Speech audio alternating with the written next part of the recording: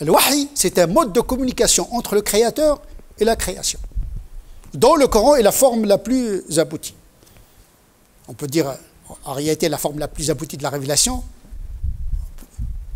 c'est la communication entre Dieu et Moïse, parce que Dieu, il a parlé directement à Moïse, ce qui n'est pas le cas pour notre prophète sallallahu alayhi wa sallam. Dieu a communiqué avec Mohammed sallallahu alayhi wa sallam par le biais de Jibril. Mais Moïse, c'est Kalimullah, l'homme à qui Dieu parla directement. Donc s'il y a une langue officielle de Dieu, ce serait l'hébreu. Là, les gens vont s'étonner, qu'est-ce que c'est que l'hébreu, Israël, les juifs, etc. Là, on va sombrer directement dans le racisme. Et on va insulter ainsi tous les prophètes du Coran, dont la plupart sont des juifs, c'est-à-dire des enfants d'Israël. Juifs ici dans le sens ethnique.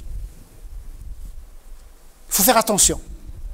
Il faut sortir de l'idéologie qui ferme l'esprit et qui parfois pousse le musulman à profaniser, pour ne pas dire profaner, le message du Coran.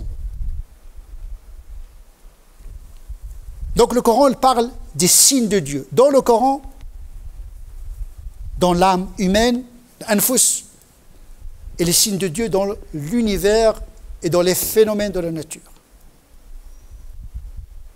Il ne parle jamais de miracle, le Coran. Le mu'jiza, ça n'existe pas dans le Coran ni dans la Sunna.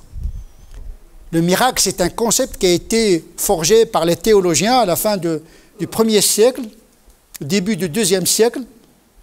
Le miracle, c'est un phénomène qui sort de l'ordinaire.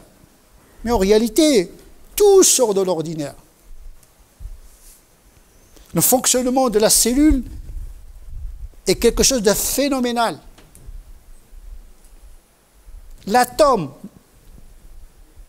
la construction, la structure de l'atome, c'est quelque chose qui rend fou, à tel point que certains épistémologues disent que l'atome n'existe pas. Nous n'avons que des modèles d'atomes.